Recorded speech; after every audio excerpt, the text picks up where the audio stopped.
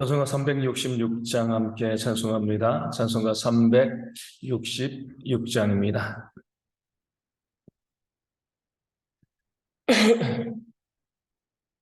찬송가 366장 함께 찬송합니다. 어두운 내는 밝히사 진리를 게 하소서. 진리의 열쇠 내게 주사 참빛을 찾게 하소서. 기쁘신 뜻을 알고자 엎드려 기다리오니 내 눈을 뜨게 하소서. 성령이여 맡겨진 내 귀 여시사 주님의 귀한 음성을 이기어 밝히 들을 때에 내 기쁨을 향하겠네. 기쁘신 뜻을 알고자 엎드려 기다리오니 내 귀를 열어주소서.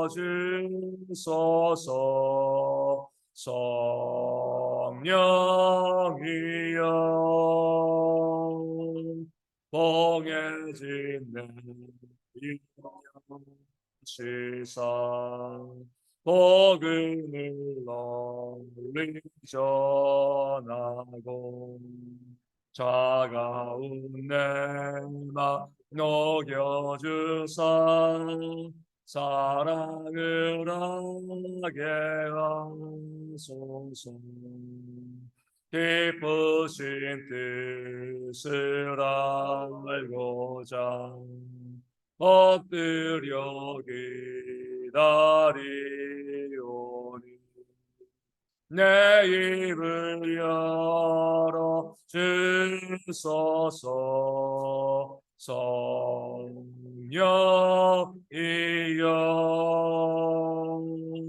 아멘. 사도신경으로 우리의 신앙을 함께 고백합니다. 나는 전능하신 아버지 하나님 천지의 창조주를 믿습니다. 나는 그 유일하신 아들 우리 주 예수 그리스도를 믿습니다. 그는 성령으로 잉태되어 동정녀 마리아에게서 나시고 본디오 빌라도에게 고난을 받아 십자가에 못 박혀 죽으시고 장사된 지 사흘 만에 죽은 자 가운데서 다시 살아나셨으며 하늘에 오르시어 전능하신 아버지 하나님 우편에 앉아 계시다가 거기로부터 살아있는 자와 죽은 자를 심판하러 오십니다. 나는 성령을 믿으며 거룩한 공교회와 성도의 교제와 죄를 용서받는 것과 몸의 부활과 영생을 믿습니다. 아멘. 고린도후서 2장 3절 말씀입니다. 고린도후서 2장 3절 말씀입니다. 제가 말씀을 읽어드리겠습니다. 내가 이같이 쓴 것은 내가 갈 때에 마땅히 나를 기쁘게 할 자로부터 도리어 근심을 얻을까 염려하며 또 너희 모두에 대한 나의 기쁨이 너희 모두의 기쁨인 줄 확신함이로라. 아멘. 내가 이같이 쓴 것 이렇게 이야기합니다. 편지를 보낸 거죠. 그 편지가 이 고린도후서인지 아니면 지금은 존재하지 않는 이미 보냈던 눈물의 편지인지는 잘 모르겠지만 사도 바울은요 고린도 교회에 문제가 있을 때 그 문제를 그냥 놔두지 않고 문제를 해결하기 위해서 편지를 보내고 그것을 통해서 성도들과 함께 진리에 대해서 나누는 그런 모습을 보였습니다.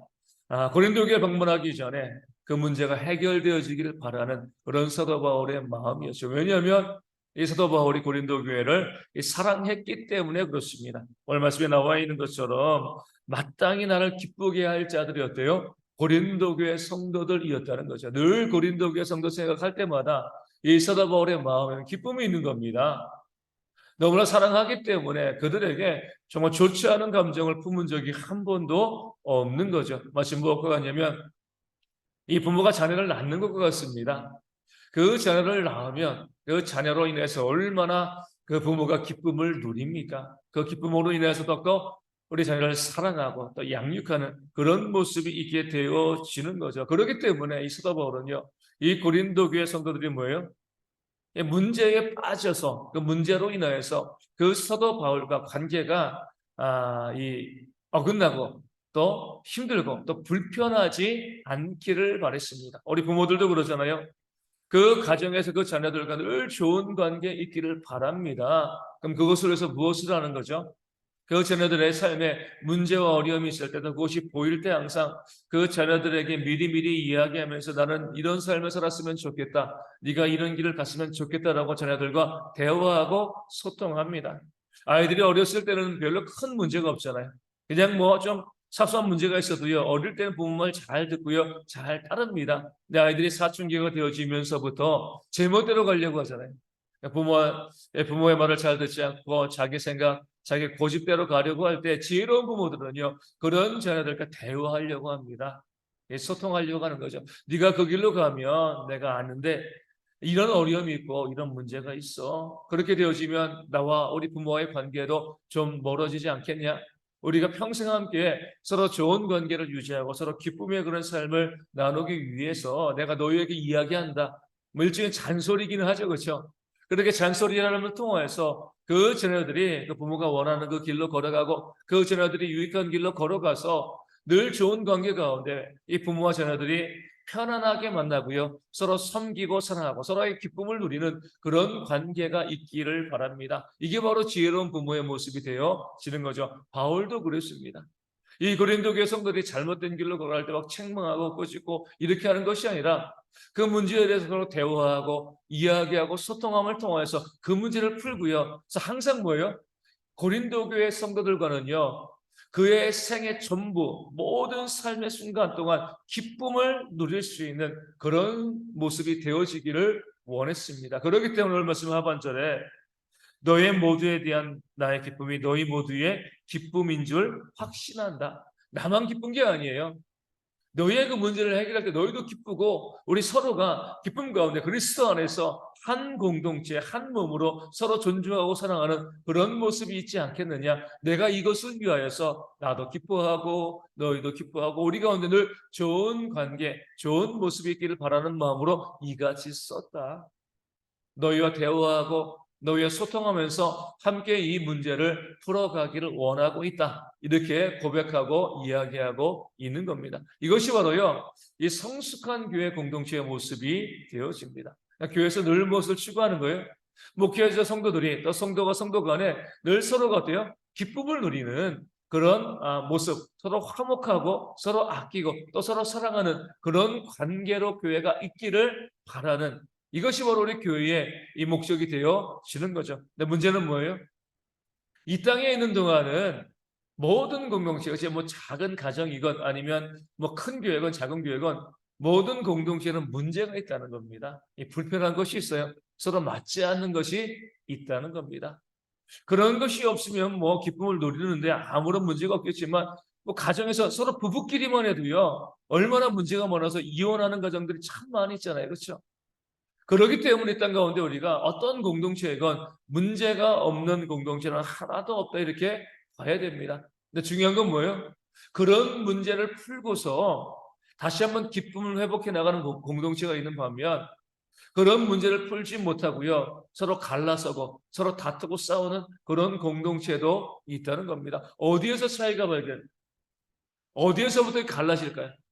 오늘 사도 바울이 우리가 오늘 보여준 것처럼 이 소통의 문제에서 이 대화의 문제에서 길이 갈라집니다. 문제 어려움과 다툼이 있을 때 이 사도 바울처럼 편지를 쓰고요. 자꾸 이야기하고 대화하려고 하면은요. 그 문제가 풀려지게 되어지고 그 공동체가 다시금 어때요?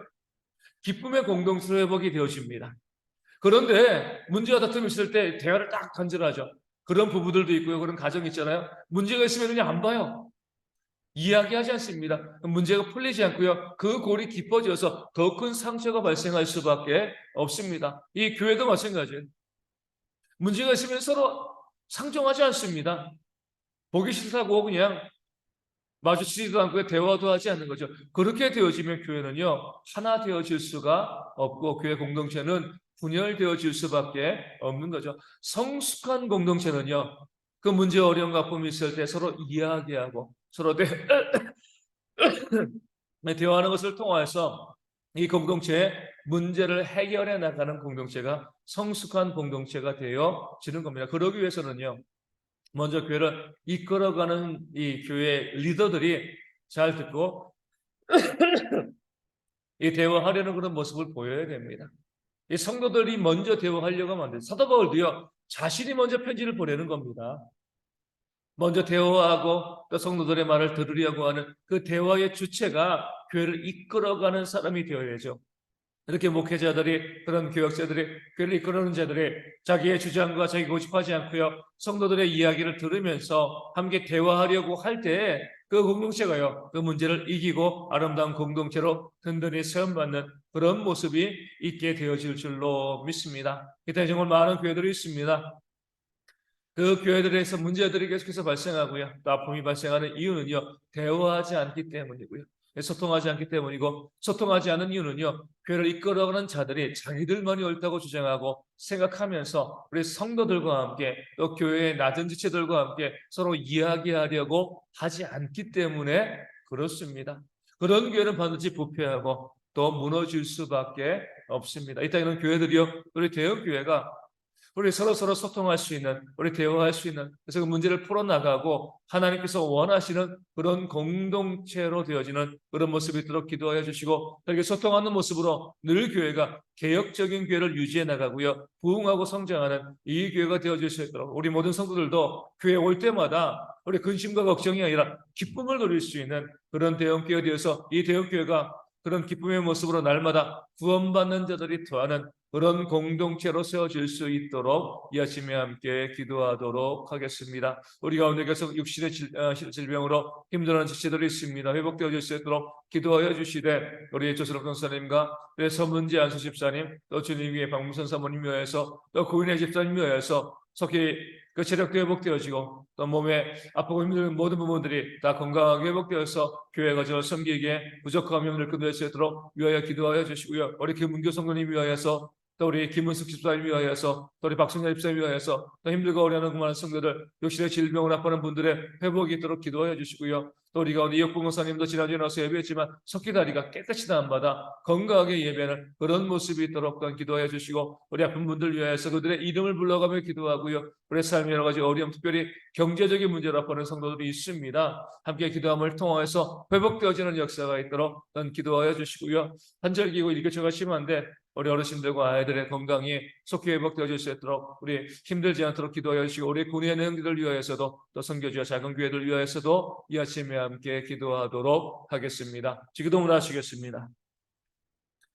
하늘에 계신 우리 아버지, 아버지의 이름을 거룩하게 하시며 아버지의 나라가 오게 하시며 아버지의 뜻이 하늘에서와 같이 땅에서도 이루어지게 하소서. 오늘 우리에게 일용할 양식을 주시고 우리가 잘못한 사람을 용서하여 준 것 같이 우리 죄를 용서하여 주시고 우리를 시험에 빠지지 않게 하시고 악에서 구하소서. 나로 건강과 영광이 영원히 아버지의 것입니다. 아멘. 기도하겠습니다.